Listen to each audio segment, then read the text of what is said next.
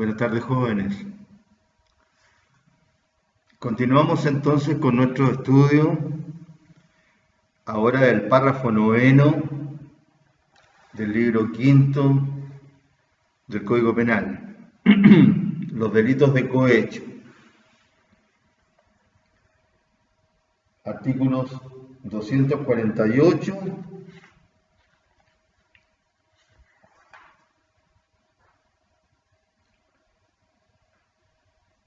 hasta el 251 ter, porque después hay un párrafo que dice relación con las disposiciones que se aplican a todos estos delitos de cohecho. Bien. Acá se trata de una situación en la que actúan dos personajes, por decirlo así. No estoy todavía hablando de lo que pasa por el cerebro de cada uno de esos personajes, sino que estoy hablando de que necesariamente aquí actúan dos delincuentes, si pudiéramos llamarlo. Por un lado está el cohechador, que en teoría, es aquel que hace nacer en otro la idea, ¿no es cierto?, de ser beneficiado por la actuación que tiene o la no actuación que debería tener y que lo manda la ley, o que de frente comete delito, delito penal, y que por esa razón entonces este que viene de afuera a tentarlo a este otro, ¿no es cierto?, hace que éste resulte tentado, con un beneficio económico, porque de eso se trata. Entonces, en cuanto a la naturaleza jurídica de este delito, nos encontramos con dos criterios, los dos criterios tradicionales.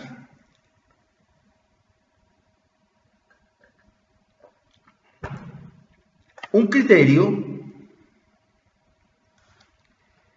que habla de que en el caso del cohecho se trata de un delito formado por dos voluntades. Para algunos autores este es un delito de acción bilateral, que ve en el cohecho el concurso de dos voluntades igualmente responsables. La del cohechador, que tienta, por decirlo de alguna manera, y la del cohechado que se deja tentar. Al menos esto, jóvenes, era la versión original, porque ahora nos hemos ido encontrando con esta corrupción galopante que se empezó a dar a conocer a la gente, que existía de hace mucho tiempo. En Chile la corrupción institucionalizada viene de hace mucho tiempo. En algunos servicios públicos se hizo patente, sobre todo para los abogados que tramitábamos en los tribunales. Entonces esto no es ninguna novedad. Y ha ido variando la fórmula, porque antes, efectivamente, parece que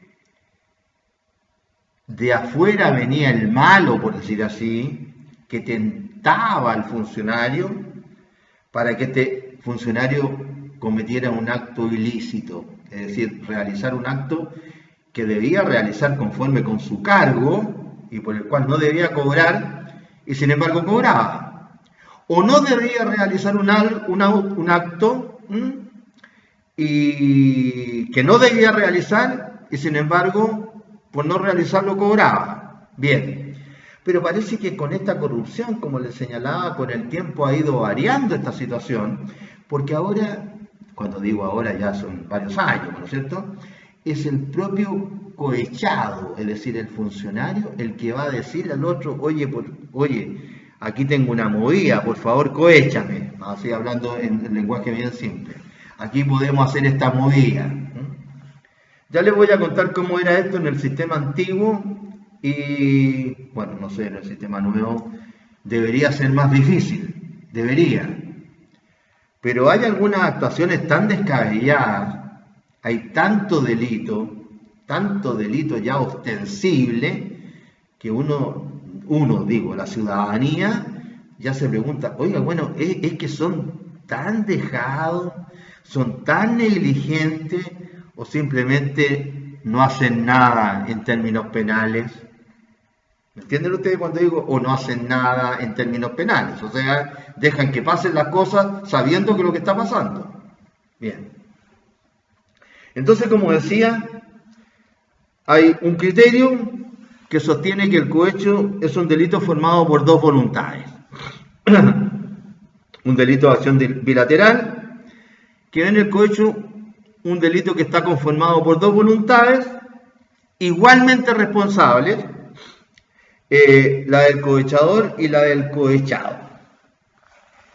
Y por otro lado, el otro criterio, la otra teoría, es que se trata de dos delitos completamente diferentes. Por un lado existe una corrupción activa, la del cohechador, y por otro una corrupción pasiva, la del cohechado, es decir, el que se deja cohechar. Y ambas voluntades actúan de manera distinta, por lo que pueden ser sancionadas separadamente.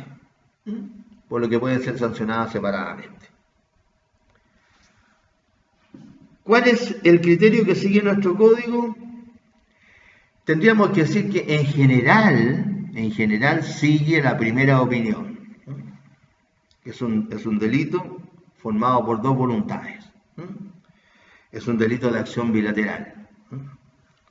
Dos voluntades igualmente responsables, una que trata de cohechar y la otra que se deja cohechar.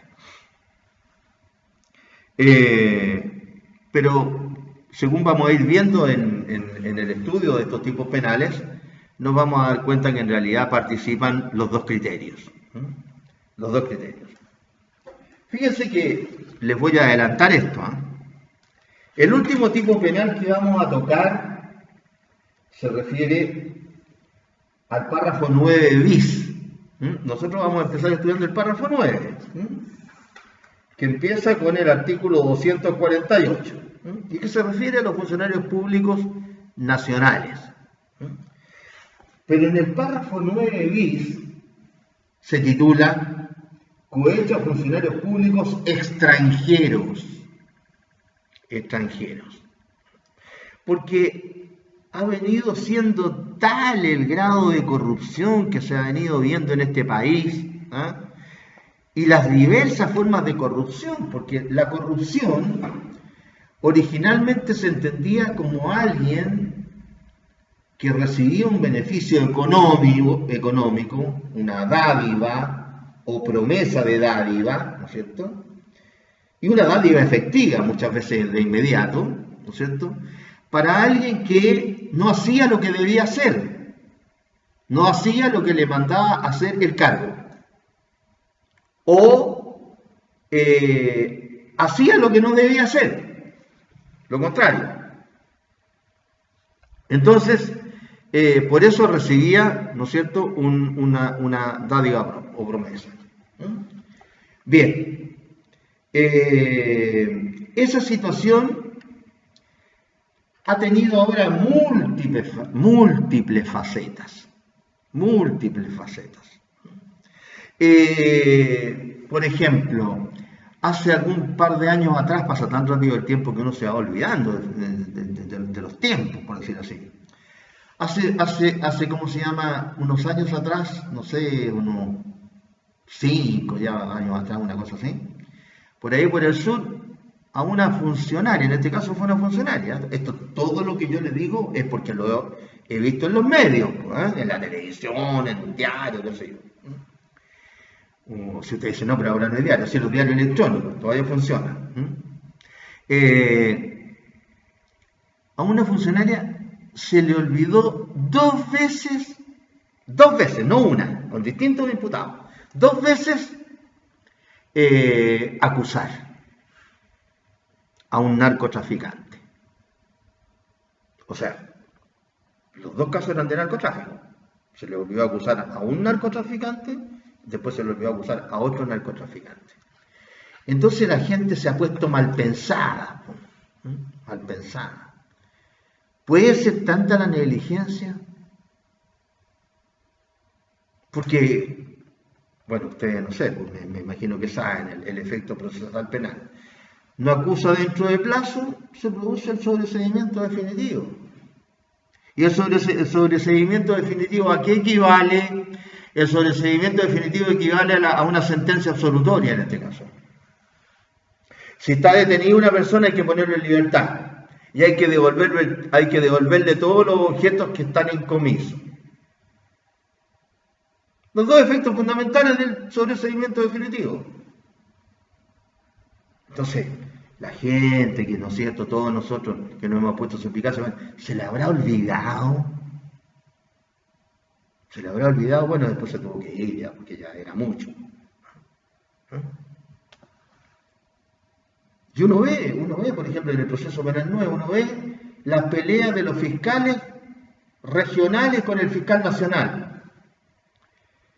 Y peleas que tienen que ver con delitos. Entonces, uno que le imputa delito, el otro se defiende diciendo que no cometió delito. Entonces, para ver si cometió delito el fiscal, ¿no es cierto?, hay que nombrar un fiscal, si tienen el monopolio de la investigación.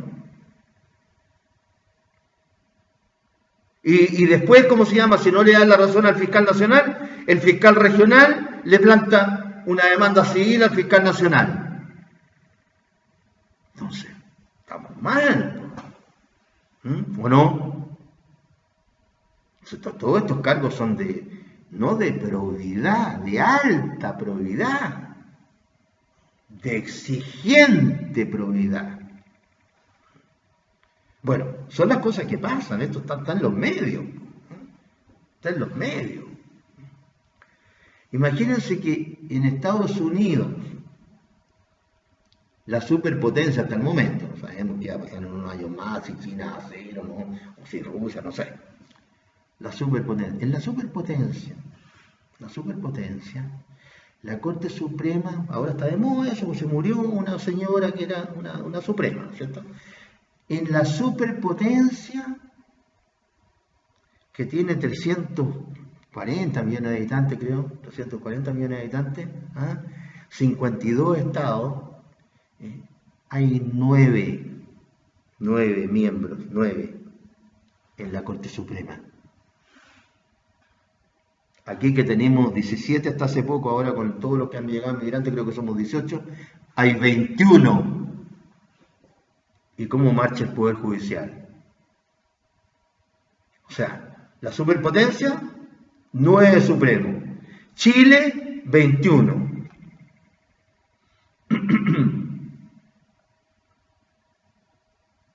El asunto es, bueno, pero marcha bien. ¿Marcha bien? Por eso que hago esta crítica, porque ustedes son los hombres y mujeres del mañana, abogados y abogadas del mañana. Y se van a encontrar con estos problemas. Y ustedes dirán, bueno, pero profesor, es que la materia, pero es que estamos hablando de cohecho, estamos hablando de corrupción. De eso estamos hablando. Por eso es que es conveniente empezar sabiendo lo que es la realidad. Pues. La corrupción institucionalizada comenzó hace años en este país. En el sistema procesal penal antiguo, inquisitivo, eran famosos los actuarios del crimen que incurrían en este delito. También habían muchas acusaciones contra funcionarios, básicamente inspectores en el Servicio de Impuestos Internos.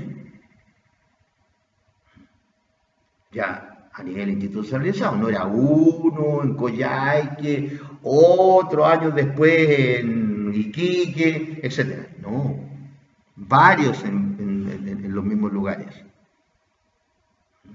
Entonces, claro, ahora como todo se sabe, todo se comenta, todo se habla por las redes, todo se sabe más. Y además la corrupción ha adquirido muchos matices. Entonces ahora uno dice, bueno, es tanta la omisión existiendo el deber de garante, o la posición de garante, como ustedes quieran llamarla, de no hacer nada, o es que aquí están todos de acuerdo, como dicen los argentinos. ¿Se acuerdan que había un grito hace tiempo atrás? Échenlos a todos en Argentina. Estoy tomando té, un segundito, ¿eh?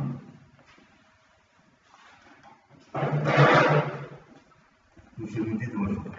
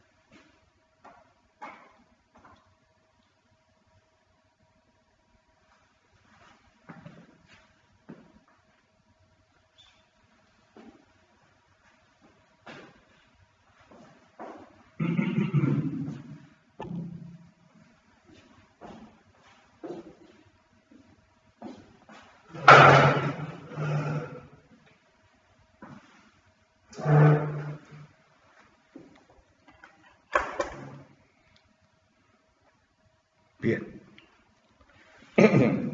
Fui a poner más luz porque como ya estoy piticiego y corto vista, entonces necesito más luz. ¿Ah? Entonces, estábamos hablando de esto de la corrupción. Adquiere ahora características que uno se pregunta, ¿será tanta la dejadez? ¿Por qué uno ve que hay servicios públicos que simplemente no están haciendo su trabajo? Yo les comenté dos casos del Ministerio Público, ¿no es cierto? Ahora le voy a comentar un caso del proceso penal.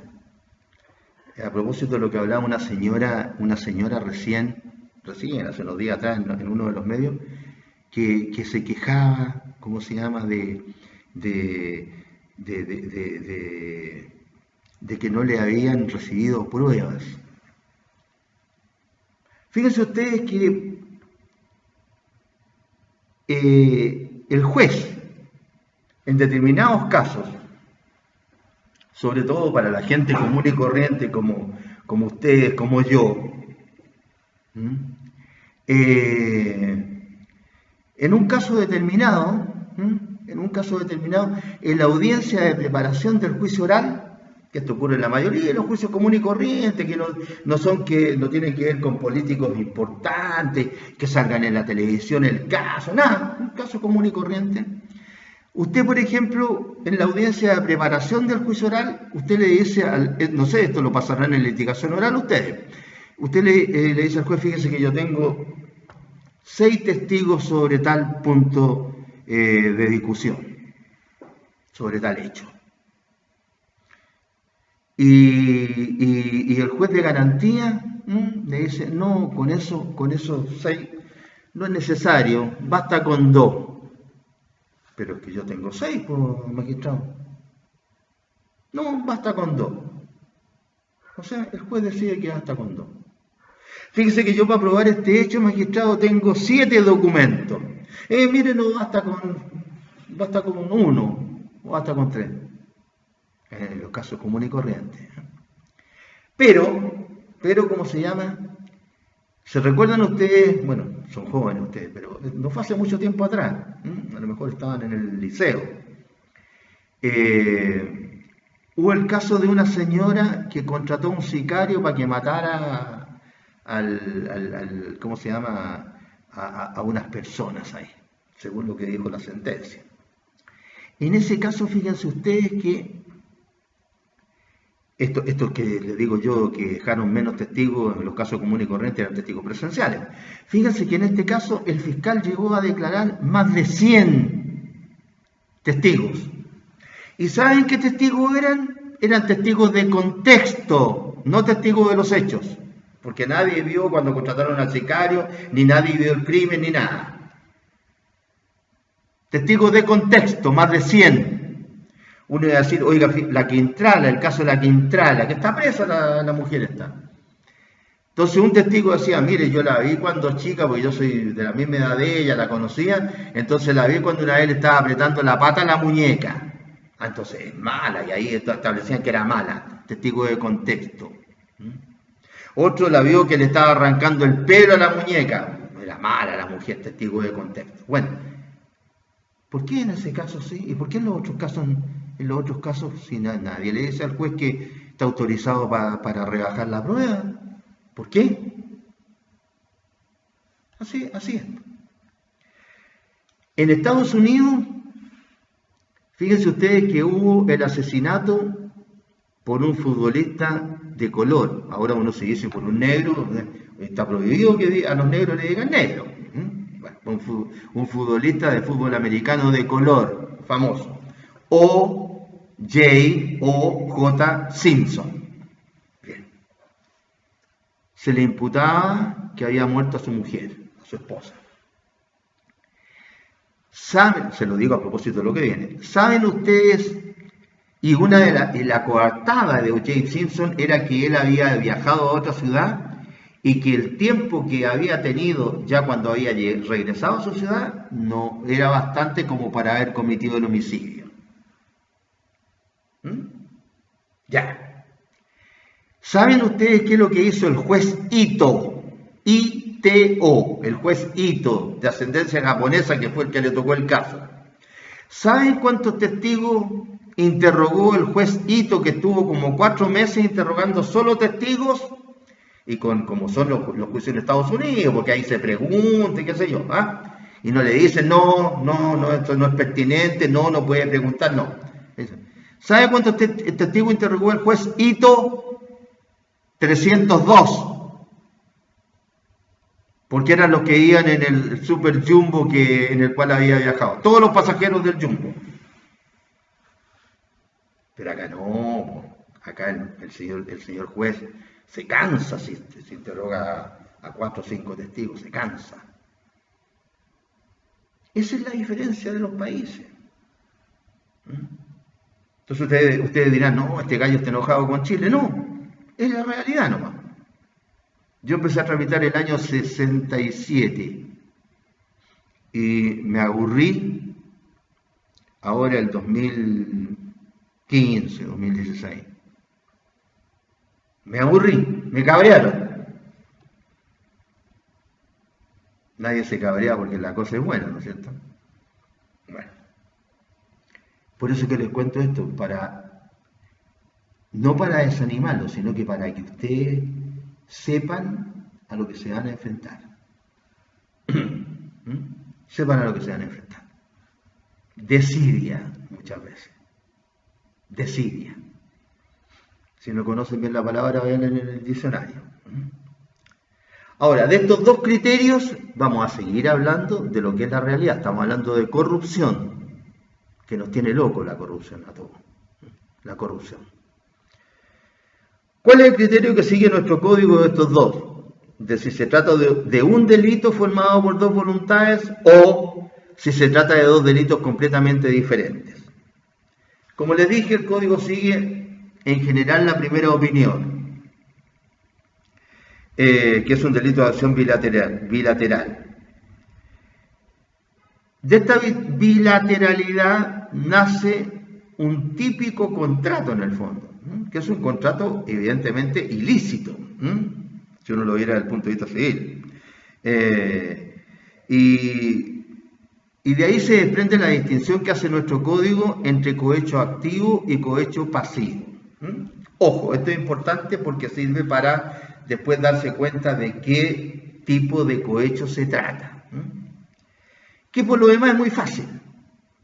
El cohecho activo es el delito que comete aquel que realiza la acción de soborno. Es el que viene a tentar al funcionario público para que realice alguna de las actuaciones que sanciona la ley, para entregarle o en el presente o en el futuro una dádiva o promesa económica.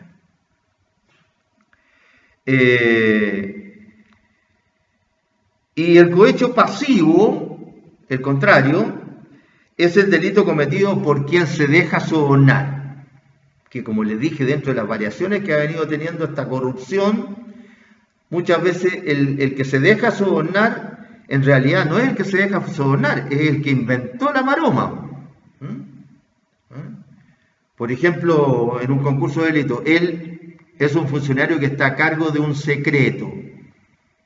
¿Se acuerdan cuando hablábamos ante la casa anterior de las licitaciones? Él está a cargo de un secreto de uno porque abrió los sobres. Ya cometió el delito de apertura de sellos y de cierros que no debía haber hecho, ¿no es cierto? Y se impuso el secreto de un oferente. Y él mismo es el que va a decirle muchas veces a uno de los que van a participar en la licitación: oye, este está ofreciendo tanto. Entonces ahí ya el otro va, ¿no es cierto?, con más garantía de que va a ganar, porque si este está ofreciendo tanto, yo ofrezco un puntito más o 2 puntitos más y quedo arriba del otro, estoy mejor que el otro. Y pienso si a lo mejor el otro, que no se sabe todavía, si es que no le ha dicho también del otro, etcétera, puede ser que haga la mejor oferta. Entonces ha ido variando esto. Al principio, de cuando nace esta idea del cohecho, claro, hay un malo que venía de afuera y tentaba al funcionario público, ¿no es cierto? Lo tentaba, ya, el funcionario público pobre, etcétera, se dejaba tentar. Él no tenía la culpa, se dejaba tentar. Entonces ahí tenemos el caso del sujeto del cohecho pasivo. Cohecho activo, ¿no es cierto? Repito, es aquel que realiza la acción de soborno, el que intenta corromper, que ofrece la dádiva o promesa. Y cohecho pasivo viene del lado de el que se deja cohechar, ¿no es cierto? De la víctima, en el fondo. Pobre. Y a su vez el cohecho activo se clasifica en cohecho activo propio, que tiene lugar cuando el acto del funcionario es delictivo, y cohecho activo impropio, que ocurre cuando el acto del funcionario es libre, es legítimo, es propio de su cargo, pero se aprovecha del cargo. Veamos un ejemplo de cada uno de los dos. Cohecho activo propio, cuando el acto del funcionario es delictivo.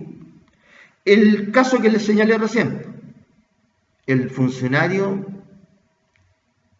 quebrantó el sello y el cierre del documento y se impuso de un secreto. Eso ya es un delito. O sea, el acto del funcionario es delictivo. Y si además le van a pagar por darle a conocer el secreto, cohecho. Cohecho. Ahí tenemos cohecho activo propio. El acto del funcionario es delictivo. Cohecho activo impropio. El acto del funcionario es legítimo, es libre, es propio de su cargo, pero se aprovecha del cargo. Por ejemplo, todos los funcionarios públicos tenemos que realizar ciertas labores, ¿no es cierto? Por algo nos contratan y por algo nos pagan, pues tenemos que hacer labores. Digamos los tribunales, que pasaba bastante esto, que tuvieron hasta que reglamentarlo. Hay, cuando una persona en los tribunales tiene que realizar de repente un acto procesal, ese acto procesal está dentro de la esfera de las actividades que debe realizar el funcionario. Y por esas actividades, el funcionario no debe cobrar aparte. Es decir, el funcionario tiene que cobrar su sueldo, nada más. No tiene que cobrar extra. Y sin embargo el funcionario cobra. O el funcionario está autorizado a cobrar una determinada suma, pero el funcionario cobra más allá de esa suma. ¿Se entiende? Bien. ¿Qué es lo que ocurría, por ejemplo, y por qué razón se hicieron los famosos aranceles? Con los receptores judiciales, con varios auxiliares de la Administración de Justicia, los procuradores del número, los notarios públicos, los conservadores de bienes raíces, de minas y de todo. Por eso.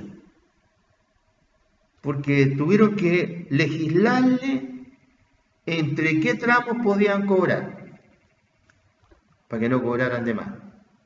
Siguen igual cobrando de más. Hay muchos procuradores que ganan más que los abogados. Porque cobran de más. O cobran por actuaciones que inventan. Ejemplo, ustedes estudiaron la notificación personal. Y dentro de la notificación personal está lo que en mi época se llamaba simplemente, porque ahora como le han cambiado nombre a las cosas para hacerlas más difíciles, pero que es igual, se llamaba la notificación por el artículo 44 del Código de Procedimiento Civil. Personal o por el 44 le decíamos nosotros. Ahora le agregaron otros nombres más. Es lo mismo que en mi época la persona que vivía en la calle, que era indigente. Este caballero, qué sé yo, es un indigente. Ahora le pusieron persona en situación de calle. Hace tiempo, no digo ahora, hace tiempo, con esto de cambiarle el nombre a la cosa, va a hacerlo más completo, qué sé yo, ¿eh? Como decir ellos y ellas.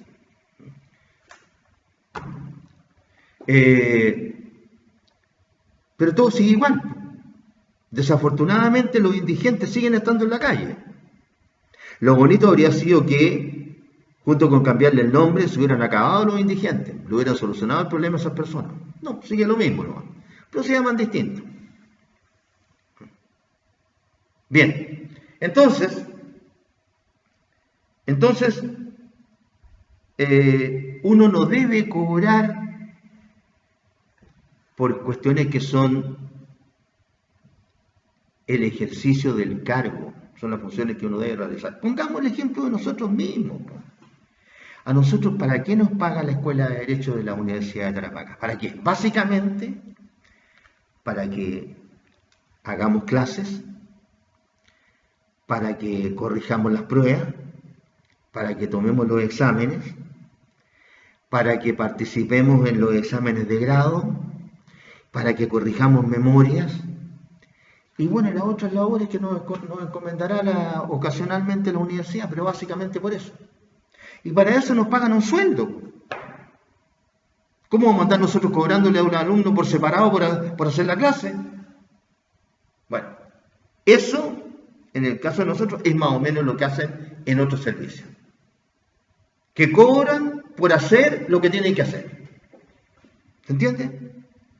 Y en otros casos, la acción del funcionario ya no solamente se trata de hacer lo que tiene que hacer, o no hacer lo que no está compelido a hacer, sino que derechamente el actuar del funcionario es delictivo. Delictivo. Delante les puse el caso de los sellos, de los cierros, ¿no es cierto?, para conocer un secreto, pero puede ser también el caso de otras situaciones. Sustraer un documento o papeles, destruir un documento o papeles, darlo a conocer antes de que se esté autorizado, etcétera. Etcétera. Es decir, el acto del funcionario es en sí mismo delictivo. Ese es el caso del cohecho propio. Entonces tenemos la distinción entre cohecho activo y cohecho pasivo. Y el cohecho activo es a su vez cohecho activo propio y cohecho activo impropio.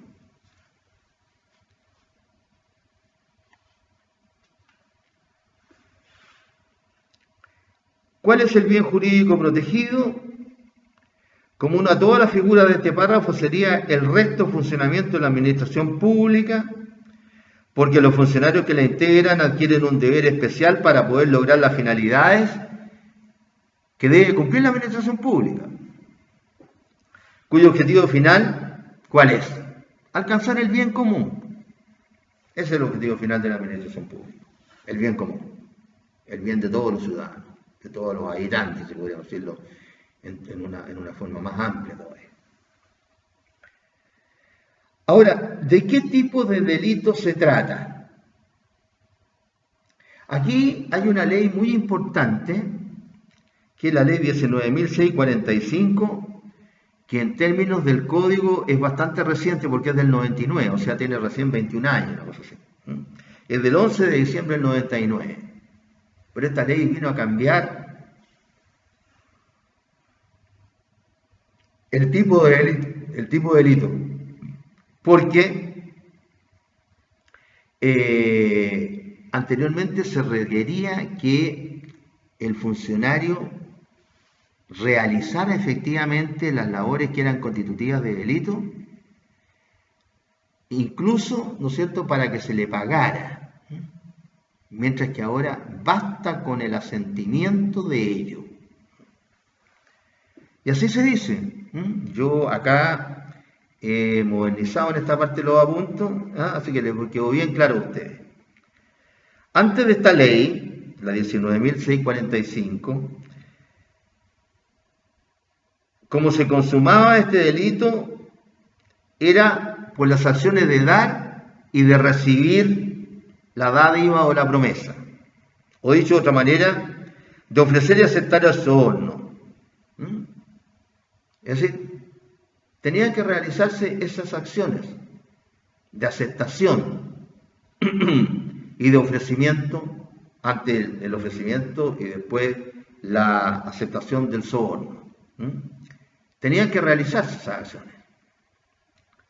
Sin embargo, dentro de los términos de la antigua ley, y por eso que antes era un delito formal, pero en los hechos, y de acuerdo con la técnica penal, era necesario que el funcionario público realizara la acción material que se le pedía,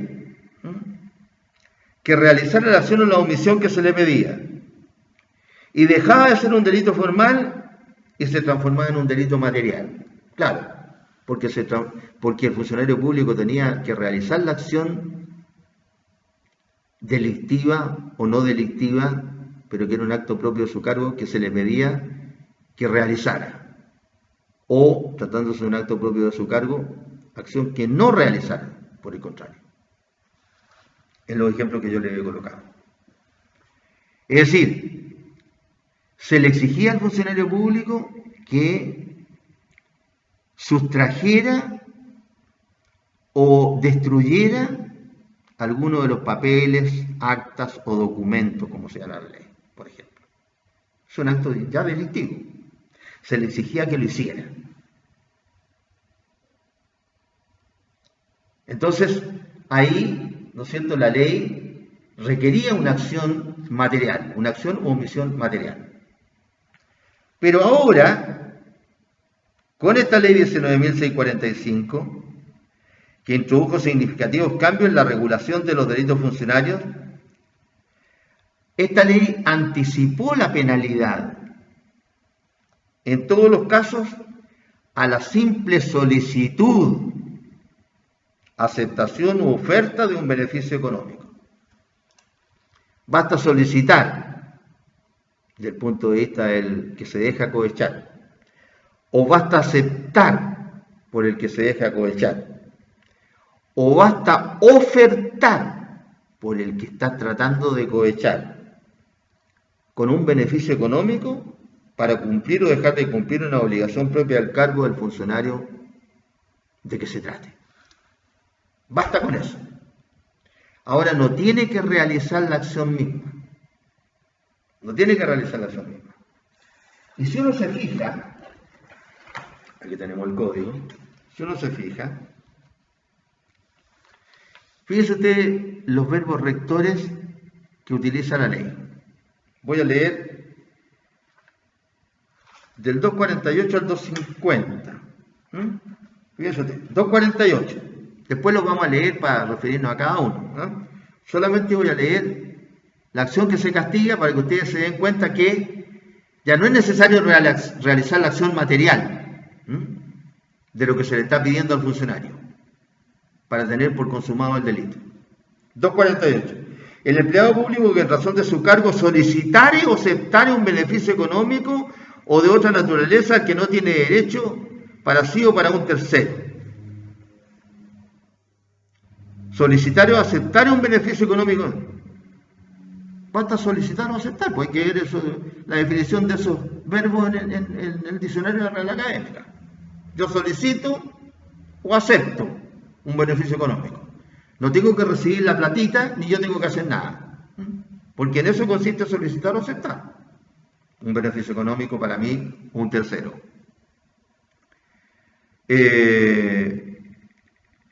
Después en el inciso segundo, otro tipo penal relacionado con el cohecho.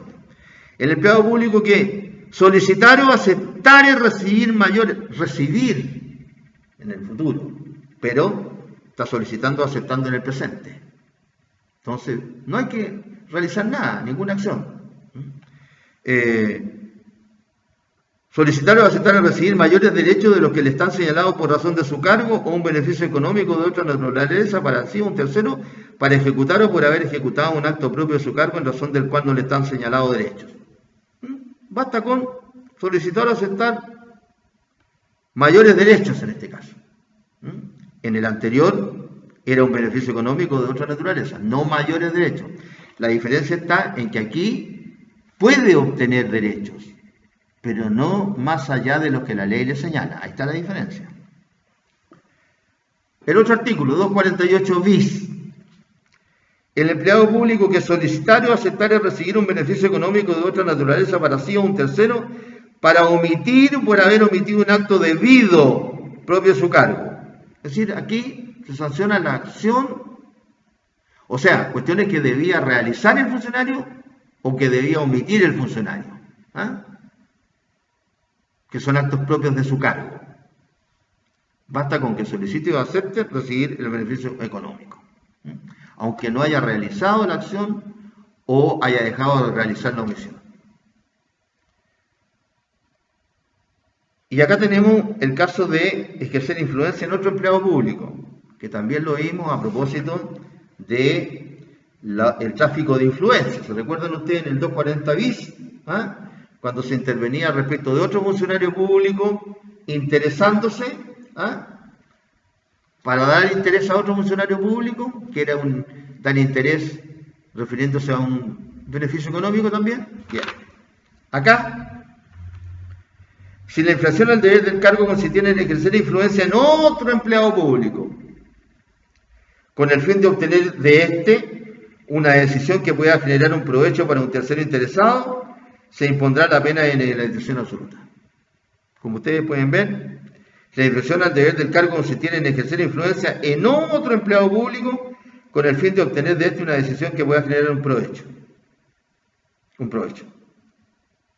Ejercer influencia, cualquier tipo de influencia, en otro funcionario público para obtener de este otro funcionario público una decisión que pueda generar un provecho para un tercero interesado. Ahí tenemos la otra situación. En el 249 nos vamos a encontrar con lo que se denomina, recién que dijimos, el cohecho activo propio, es decir, cuando el acto del funcionario es delictivo. 249. El empleado público que solicitar o aceptar recibir un beneficio económico de otra naturaleza para sí o para un tercero, de nuevo, solicitar o aceptar es recibir, aunque no lo recibe en el momento, pero ya solicitó o aceptó recibir un beneficio económico de otra naturaleza para sí o un tercero para cometer alguno de los crímenes o simples delitos expresados en este título, en el título quinto del Código Penal que estamos estudiando, todos estos delitos contra la administración del Estado, en el fondo, o en el párrafo cuarto del título tercero, que son los delitos cometidos por funcionarios públicos contra las garantías constitucionales. Título tercero que sanciona delitos cometidos contra las garantías constitucionales. Será sancionado con tal pena. Entonces ahí tenemos los casos de cohecho activo, ¿no es cierto?, propio e impropio. Y después en el 250 nos vamos a encontrar con las situaciones de aquel que pretende cohechar al funcionario público en cualquiera de las situaciones que describen los artículos anteriores. Entonces, este artículo es largo y es enredado, pero ustedes véanlo no enredado. ¿Por qué? Porque se está refiriendo a la otra pata de esta moneda que tiene dos lados, ¿no es cierto? Es decir, la pata del que de afuera quiere que el funcionario, ¿no es cierto?, se tiente y cometa delito de cohecho, más allá de que puede cometer también otro delito antes. ¿Por qué? Porque estos son los casos de cohecho pasivo, del que comete el que intenta cohechar, el que viene de afuera de la administración pública. ¿Qué dice el 250? El que, ¿no es cierto? O sea, sujeto activo indeterminado. El que, sujeto activo indeterminado. Un particular, normalmente. El que diere, ofreciere o consintiere en dar. Basta con eso. Diere, ofreciere o consintiere en dar. No exige la ley que realice otra actuación el funcionario público, ni el mismo, sino que dar, ofrecer o consentir en dar. A un empleado público un beneficio económico o de otra naturaleza en provecho de este o de un tercero, en razón del cargo del empleado en los términos del inciso primero del artículo 248. El primer artículo que leímos, en el que el sujeto activo ahí es el empleado público. El empleado público. O para que realice las acciones incurre las omisiones señaladas en el artículo 248, inciso segundo, de nuevo el 248, pero ahora en el inciso segundo, que es la otra situación del cohecho activo propio, del 248. Inciso segundo, 248 bis y 249. Y 249, que es cuando el empleado público comete delito. Comete delito ya antes, como lo que yo le he venido señalando. 248 bis y 249. 248 bis,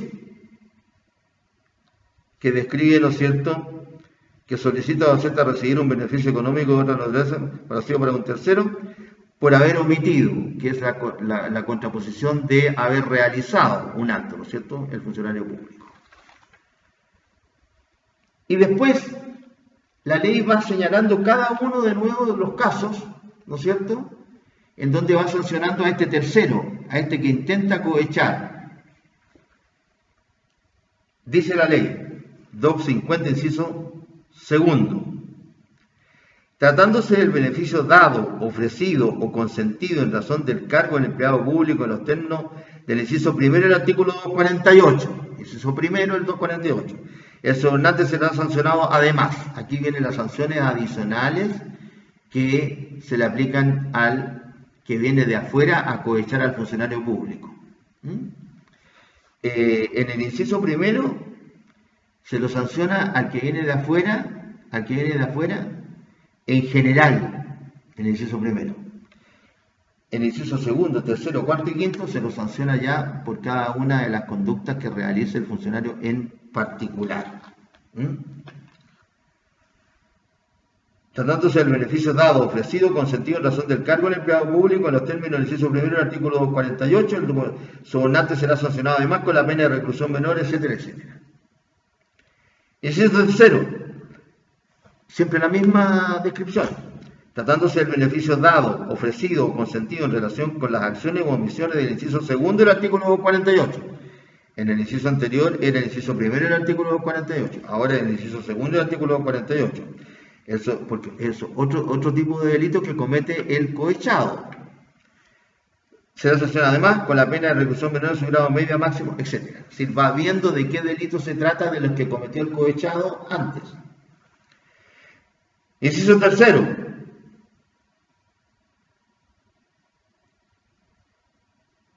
Inciso cuarto. Tratándose del beneficio dado, ofrecido o consentido en relación con las acciones o omisiones señaladas en el artículo 248 bis, el sobornante será sancionado además con la pena de reclusión menor. Es decir, se va refiriendo a los artículos que antes se había referido el legislador solo respecto del que se deja cohechar, el sujeto activo del cohecho. Y en el inciso final del 250, tratándose del beneficio dado, ofrecido o consentido en relación con los crímenes o simples delitos señalados en el artículo 248,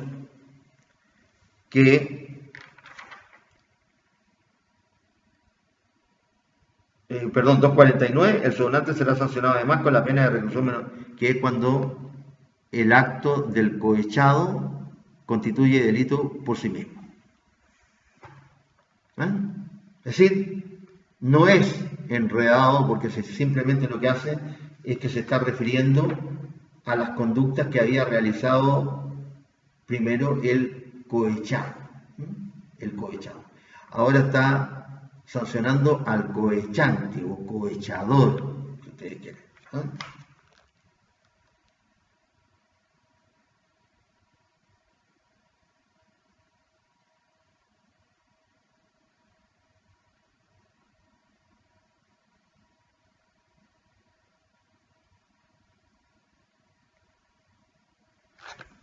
Bien, entonces ahí tenemos los casos de cohecho activo y cohecho pasivo, cohecho activo propio y cohecho activo impropio. Entonces, lo importante es tener en cuenta que cuando hablamos de cohecho activo, nos estamos refiriendo a la persona que es cohechada y que realiza la acción. Y cuando hablamos de cohecho pasivo, nos estamos refiriendo a la persona que intenta cohechar.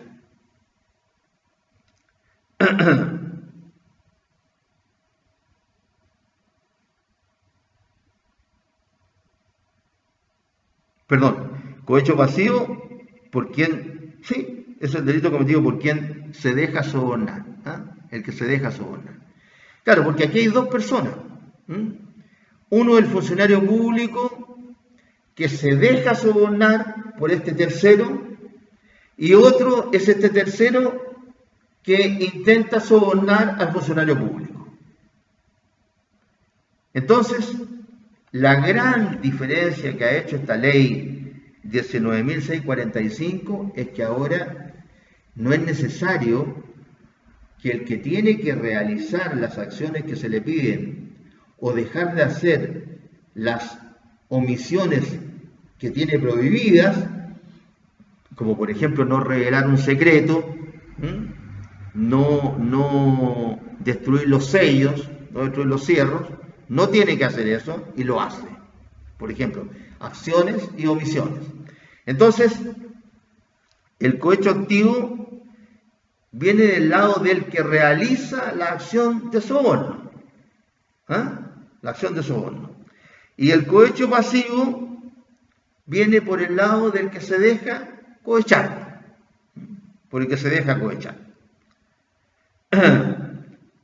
Y este que se deja cohechar,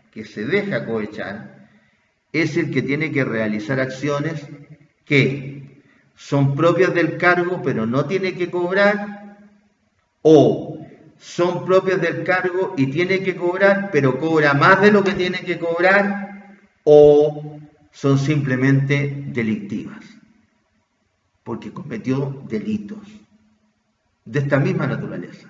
Por eso que normalmente las penas son altas tratándose de estos delitos, porque aquí hay un concurso. Normalmente se trata, no sé, de una negociación incompatible y además cohecho, porque siempre está el beneficio económico. Entonces, esta ley anticipa la penalidad en todos los casos al simple hecho de solicitar, de aceptar o de ofertar un beneficio económico para cumplir o dejar de cumplir una obligación propia del cargo del funcionario público.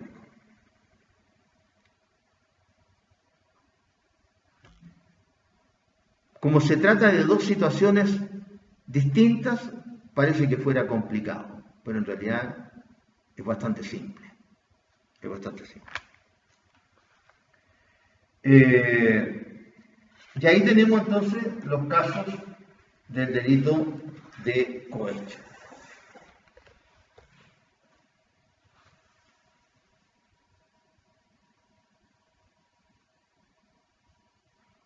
Y el artículo 250 bis señala: en los casos en que el delito previsto en el artículo anterior tuviera por objeto la realización u omisión de una actuación de la señalada en los artículos 248 o 248 bis, es decir, son aquellos actos propios del funcionario que tiene que hacer o que les está prohibido hacer. En esos dos casos, que mediaren en causa criminal a favor del imputado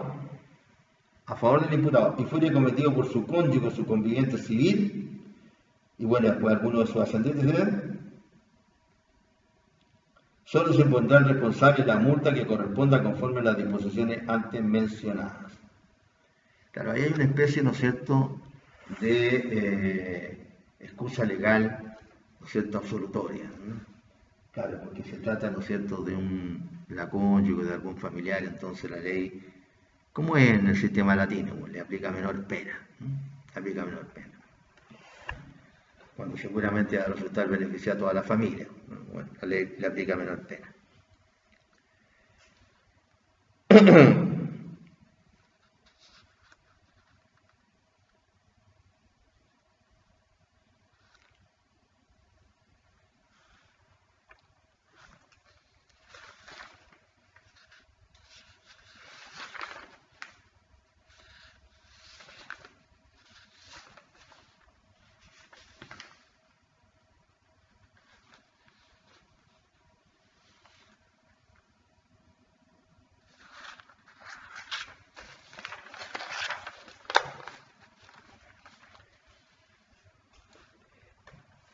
Y el párrafo siguiente es el párrafo 9 bis, que se refiere a cohecho a funcionarios públicos extranjeros. Aquí de nuevo, ¿no es cierto?, la ley tiene un sujeto activo indeterminado.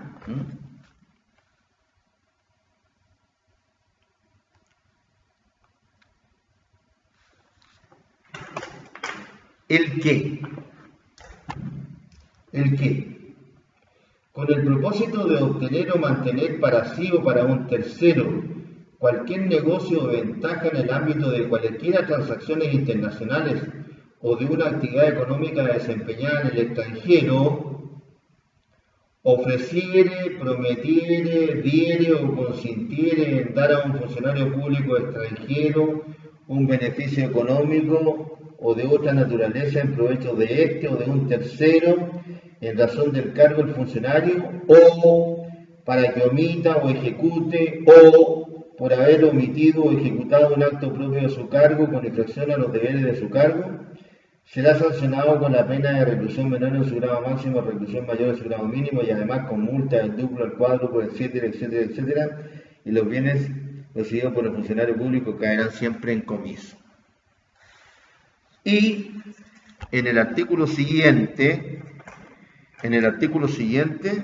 se dice: para los efectos de lo dispuesto en el artículo anterior, se considera funcionario público extranjero toda persona que tenga un cargo legislativo, administrativo o judicial en un país extranjero, haya sido nombrada o elegida, así como cualquier persona que ejerce una función pública para un país extranjero, sea dentro de un organismo público o de una empresa pública. También se entenderá que inviste la referida calidad cualquier funcionario o agente de una organización pública internacional. Bien. A mí siempre me gusta contarle historias de lo que ha pasado, pues, para que se den cuenta que estas cosas pasan. Y los artículos, en el fondo, reflejan lo que está pasando, porque fíjense que estos articulitos vienen, ¿cómo se llama?, del 2009. Porque antes del 2009 empezaron a pasar varias cositas con los funcionarios públicos extranjeros. Yo le voy a contar una nomás de ellas. Una que salió en los diarios. El que con el propósito de tener o mantener para sí o para obtener cualquier negocio o ventaja en el ámbito de cualquier transacciones internacionales o de una actividad económica desempeñada en el extranjero, ofrecer, prometer, herir o consentir en dar a un funcionario público extranjero un beneficio económico o de otra naturaleza en provecho de este o de un tercero en razón del cargo del funcionario o para que omita o ejecute o por haber emitido un acto propio de su cargo o con infracción de los deberes de su cargo, será sancionado.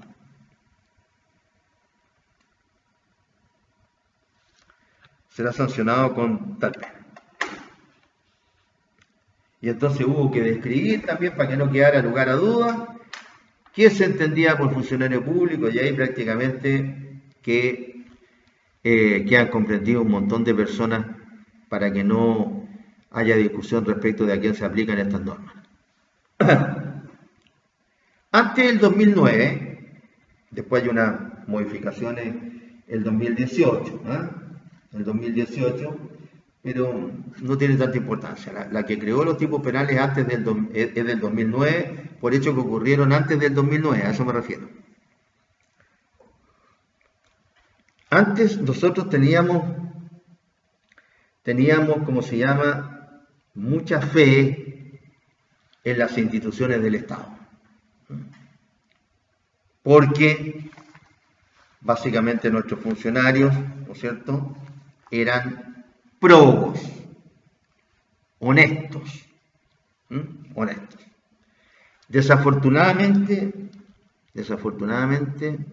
la corrupción ha venido horadando este principio de probidad, al punto de que nosotros éramos los más probos de Latinoamérica durante años, y nos pasó el Uruguay y se mantiene en el puesto número 1 y nosotros seguimos en el 2. Ya no somos los más probos de América Latina. Hay otros países que ya los peruanos, ¿no es cierto?, que están al lado de nosotros acá. Los últimos 4 presidentes del Perú están o presos o con orden de aprehensión. Ya el colmo. En Argentina no se pueden utilizar términos académicos, hay que decirlo como el lenguaje vulgar, el choreo, ¿no es cierto? En Argentina ya es grosero ya. En el gobierno de la señora Kirchner, en el gobierno de Macri se descubrió un tipo que estaba del gobierno de la Cristina Kirchner que estaba tirando unas bolsas de dólares a un convento. Le anduvieron buscando a la señora Cristina Kirchner, que ahora es la presidenta del Senado. Si esto no tiene que ver con política ya. Es la presidenta del Senado, solamente no está presa porque está haciendo uso del fuero. Porque por eso es que la gente no le tiene ninguna confianza a los políticos en todas partes, porque han hecho muchas cosas que han hecho que la gente haya perdido la confianza en ellos. No es gratis así, no es que se le ocurrió a la gente no tenerle confianza, no. De todos los colores.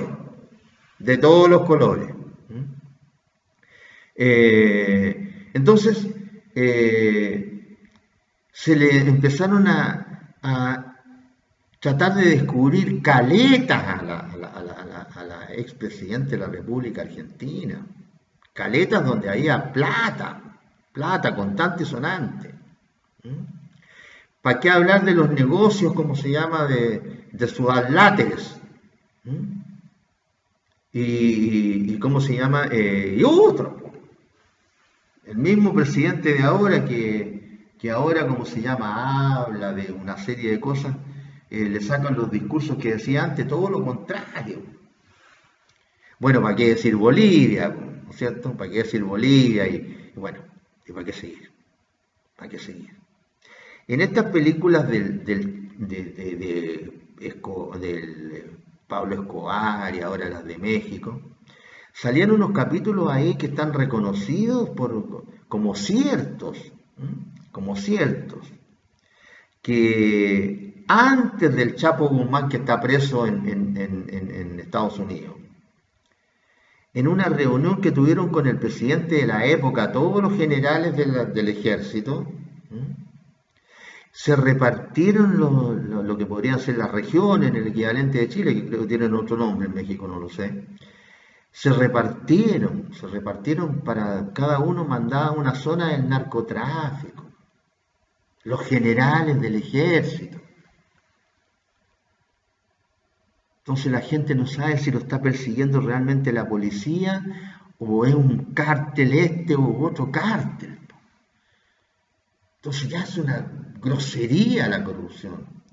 No sé, en estos días que estuve haciéndome yo el chequeo médico en Santiago, se cumplieron los 6 años de 43 niños prácticamente que asesinaron en un lugar que se llama Ayotzinapa, todos lugares indígenas, los mexicanos son muchos indígenas, sí, son descendientes además de los aztecas y de los, qué sé yo, los otros, un poco más abajo hacia el sur están los mayas, de los aztecas. 6 años, 43 niños prácticamente, de un colegio normal, de una escuela normal, eso que estudian para ser profesores, no, todavía no los encuentran. Los mató la policía, ya recrearon en estos días, recrearon todo, tienen todo recreado, quiénes fueron los que los mataron, todo, no hay un preso, no hay un preso, no hay un preso. Y después, ¿cómo se llaman los mexicanos? Reciben, ¿cómo se llama? A gente que se arranca para México, para pasar para Estados Unidos, qué sé yo, y ellos tienen estos problemas. Fíjense ustedes que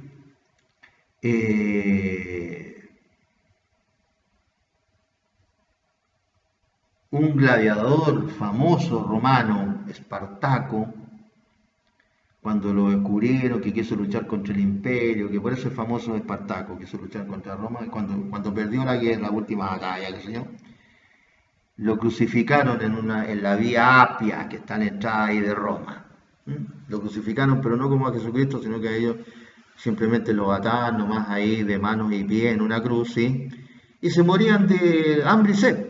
Una muerte horrible. Dejaban al sol. Pero ese tipo eso era legal, lo condenó la autoridad a esa muerte.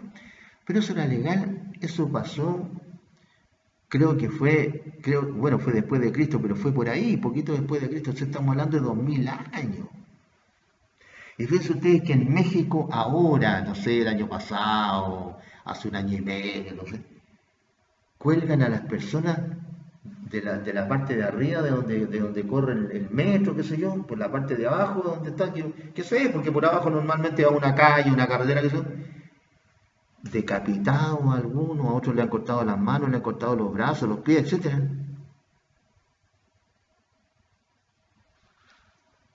Reconocido, 35 millones de mexicanos están en Estados Unidos, reconocido, deben ser más seguramente. O sea, todos los mexicanos se quieren arrancar para Estados Unidos. Es decir, todo hablando de la corrupción. Y así pasa con otros, los maras en El Salvador, Guatemala, qué sé yo, etc. Entonces ya la corrupción es demasiado. Nosotros somos frontera con dos de los más grandes productores de cocaína del mundo. Perú, número 2, Bolivia, número 3. Y el número 1 nos queda un poquito más lejos porque es Colombia. Menos mal que está Perú y Ecuador entre medio de Colombia. Menos mal. ¿Cómo no vamos a tener droga acá en Chile? O sea, acá cuando estudiamos y alcanzamos el delito de droga, no hay que ser tan platudo para pasarse traficante. Si aquí en Tacna la venden barata. Entonces, bueno, todo esto a propósito de la corrupción, porque siempre hay algún corrupto metido para poder realizar estos delitos. Bien, todo este preámbulo, a propósito del cohecho a funcionarios públicos extranjeros, porque ustedes no digan el profesor de penal está viejo, entonces ahora habla cabeza de pescado. No, me gusta hablarle la realidad para darle el ejemplo relacionado con la materia.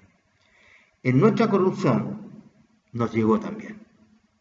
Y antes del 2009, entre otros casos, yo no me acuerdo acordar de todos los casos, tengo cualquier cantidad de información en la cabeza, por eso que de repente se me olvida algo, porque tengo mucha información en la cabeza. Resulta que un funcionario chileno empezó a vender las visas en la embajada de China, un alto funcionario de la embajada chilena. Terminó preso. ¿Qué les parece a ustedes? Nosotros, antes, para nosotros, en la época, yo me acuerdo que el profesor de Derecho Internacional Público había sido, como se llama, diplomático. Además, había escrito un libro, que era muy bueno el manual que tenía. Lumbrera. Y esa es la idea con la que yo, por lo menos, empecé en esta profesión. Puras lumbreras. Los profesores que nos hacían clases. No solamente desde el punto de vista de los conocimientos, sino que también como persona. Imagínense ahora, yo entré a la escuela en 65. Y esto antes del 2009, o sea, 65 y 5, 70, 35, 35 hasta el 2005 habrá ocurrido esto.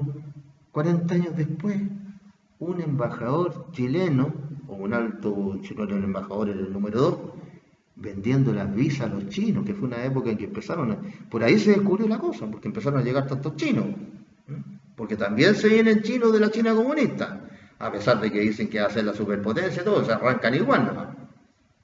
¿Por qué? No sé. Estaba vendiendo las visas,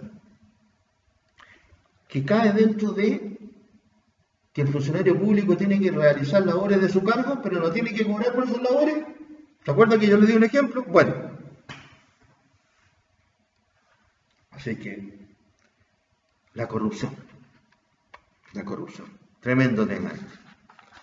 El problema es que muchas veces no se habla por X razones, que yo no las tengo para no hablar, por eso que yo hablo, contra ciertos poderes del Estado.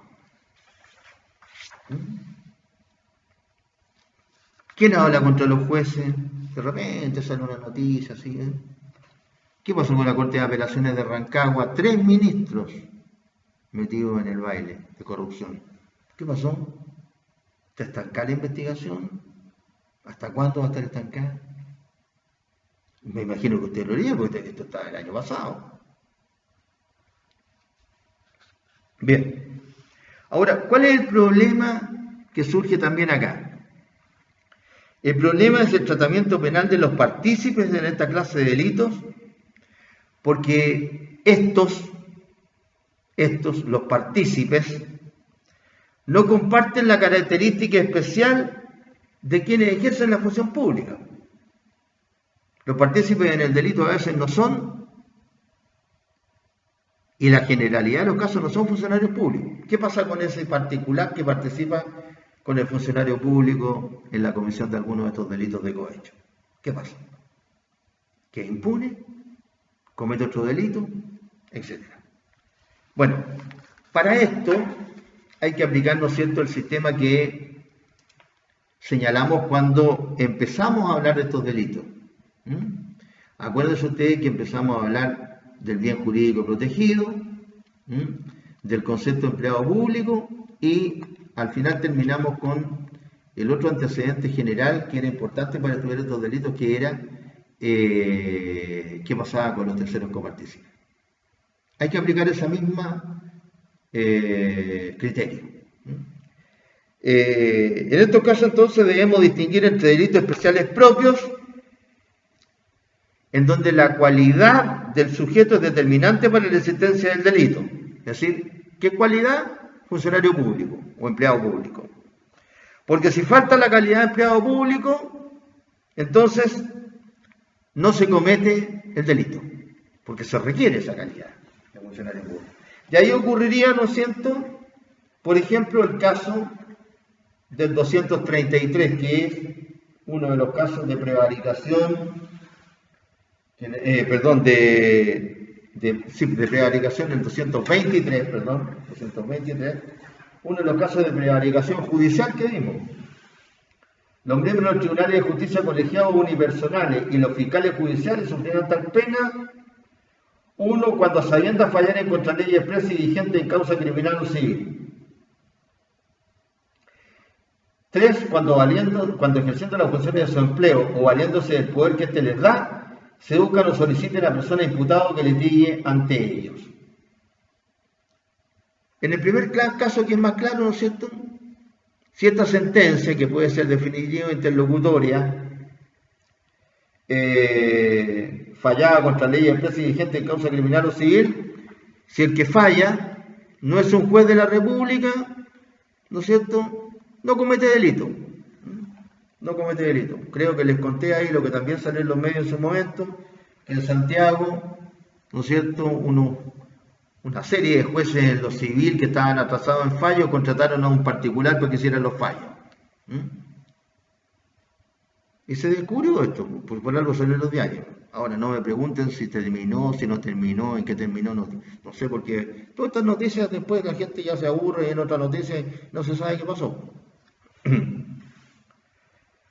Entonces, delitos especiales propios y delitos especiales impropios, aquellos en que la cualidad especial posee solo la virtud de atenuar o agravar la pena, de su autor, existiendo una correspondencia fáctica con un delito común, que en las mismas circunstancias fácticas puede ser cometido por cualquier persona, incluido, por supuesto, cualquiera que posea la especial calidad que define el tipo del delito especial impropio correspondiente. Ahí el caso de la malversación de caudales públicos, el artículo 233, que también lo habíamos señalado cuando empezamos a hablar de estos temas del párrafo primero de este título. Entonces, en el primer caso de los delitos especiales impropios, en donde la cualidad especial de funcionario público hace que si desaparece esta calidad especial, entonces no comete delito el funcionario que no la tiene. Y era el delito de prevaricación judicial que le acabo de decir: fallar a sabiendas contra ley expresa y vigente en causa criminal o civil. Y el otro caso es el de aquel en que, dados los mismos hechos, la persona, aunque no tenga esa calidad especial de empleado público, igual comete delito. Porque este delito puede ser cometido por cualquier persona, no requiere esa cualidad especial que es la que se transmite. En el fondo estamos hablando de las circunstancias personales y las reales que establecen los artículos 63, 64, 65, 66 del Código Penal. Las mismas explicaciones. En caso de delitos especiales propios, la antijuridicidad de la conducta se hace en la infracción del deber respectivo. En cambio, los delitos especiales impropios, la calidad del funcionario solo sirve para atenuar o agravar la pena del delito común que se encuentra en la base de la antijuridicidad material del hecho. Es decir, en un caso, esta característica especial empleado público es en sí misma la base de la antijuridicidad. En el otro caso, al desaparecer esta calidad de empleado público, no desaparece esta base de la antijuridicidad, porque los hechos son los mismos. Entonces aquí solamente se trata de rebajar o atenuar la gravedad de la pena. Así es que la pena del delito por sus antecedentes fácticos, ¿no es cierto?, de hecho, se encuentra en la base de la antijuridicidad material del hecho. Solo es un elemento adicional, una circunstancia personal que solo sirve para atenuar o agravar la pena. Así que sigue existiendo un delito que tiene un título distinto. El que tiene la calidad de funcionario público comete fraude al fisco, y el que no tiene esa calidad comete, al revés, el que tiene esa calidad especial comete malversación de caudales públicos, y el que no tiene la calidad de funcionario público comete fraude al fisco. Pero los hechos fácticos son los mismos. No requiere, para defraudar al fisco, apropiarse, ¿no es cierto?, de patrimonio del Estado, tener una calidad especial. Solamente agravar o rebajar la pena. Actualmente la ley 19.645 regula el cohecho anticipando la penalidad, eso lo dijimos, en todos los casos a la simple solicitud, aceptación o oferta de un beneficio económico para cumplir o dejar de cumplir una obligación propia del cargo del funcionario cohechado. Claro. Y vinieron estas modificaciones, ahora hace poco, porque la defensa justamente de todos estos corruptos iba por ese lado, que alegaban que el tipo les exigía realizar las acciones, ¿no es cierto?, que eran constitutivas de actos propios del cargo, que consistían en un hacer, o actos propios del cargo que le prohibían hacer, o que se trataba, ¿no es cierto?, de delitos que en sí mismos lo eran, Ahora no. Basta con aceptar o recibir, dar.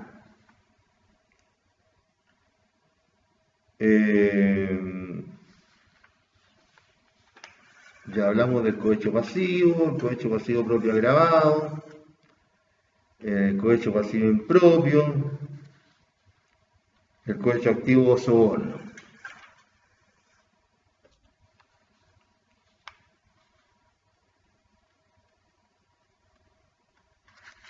Bien. Y después de esto, ¿no es cierto?, hay una serie de normas comunes a los párrafos anteriores. Bien. Esto como que no tiene mucha importancia para nosotros, no tiene mucha importancia, no es que no tenga importancia, pero no tiene tanta importancia como los tipos penales, porque aquí hay una serie de ¿cómo se llama?, de conductas, de descripción de conductas, que dicen relación con las penas, o cómo se aplican las penas, o casos de exenciones de penas. Por ejemplo, en el 251, este párrafo 9 ter se denomina normas comunes a los párrafos anteriores. Tiene los artículos 251 quater, 251 quinquis y 251 sexis.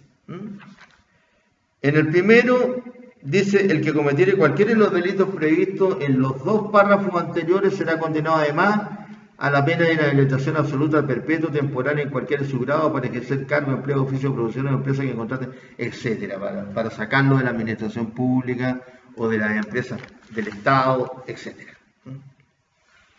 Sí, es una norma que guarda relación con ese tipo de cuestiones. En el 251 quinquis, en el caso de los delitos previstos en los artículos tanto y tanto, se excluirá el mínimo o el grado mínimo de las penas señaladas según corresponda respecto a todos sus responsables en los siguientes casos. Ya habla ahí de una serie de situaciones que dicen en relación con cuando haya sido cometido por un empleado público que desempeña un cargo de elección popular, de exclusiva confianza de esto, de alta dirección pública, etcétera, etcétera, etcétera. O sea, no se le va a aplicar el mínimo, se le va a aplicar siempre el máximo de la pena. O cuando haya sido cometido por un empleado público con ocasión de su intervención en cualquiera de los siguientes procesos: designación de una persona en un cargo o función pública. B. Un procedimiento de adquisición, contratación o concesión que supere las 1000 unidades tributarias mensuales. C. El otorgamiento de permisos o autorizaciones para el desarrollo de actividad económica por parte de personas, etc. D. La fiscalización de actividad económica desarrollada por personas naturales. Es decir, se trata de hacer el sistema lo menos vulnerable posible, tratándose normalmente de la designación de personas o de la participación de personas en ciertos tipos de actividades o empresas. Y en el 251 sexto se dice que no será constitutivo los delitos contemplados en los artículos 248, casi todos los de cohecho, aceptar, dar o ofrecer donativos oficiales o protocolares o aquellos de escaso valor económico que autoriza la costumbre como manifestaciones de cortesía y buena educación. Es decir, dar un regalo que no corresponda porque no lo adquirió el que lo está dando. Ahí, ¿cómo se llama? No habrá delito. Siempre que se trate de una cuestión que no sea muy cara. Usted sabe que a las autoridades se les regalan cosas, ¿no? Y las autoridades mismas regalan cosas. Y puede que ahí una autoridad regale una cosa que no corresponde. Entonces, excusa legal absolutoria. Los impuestos en el inciso anterior no se aplicará respecto del delito contemplado en el artículo 251 bis, cuando se ofreciera, prometiera, diera o consintiera en dar a un funcionario público extranjero un beneficio para que omita o ejecute o por haber omitido o ejecutado un acto con infracción a los deberes de su cargo. Lo mismo se lo considera como autoridad al funcionario público extranjero que le den un regalito por ahí.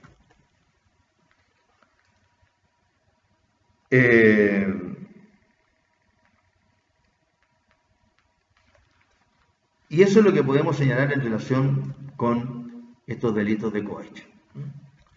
Así que terminamos esta clase, jóvenes, y vamos a seguir en el orden del código, avanzando ahora en el párrafo 9, en el párrafo 10, delito de resistencia y desobediencia, en el párrafo 11, denegación de auxilio y abandono de destino, y en el párrafo 12, abusos contra particulares, en el cual nos vamos a referir también a otras cuestiones.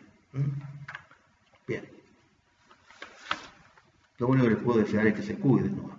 Como lo han venido haciendo, me imagino.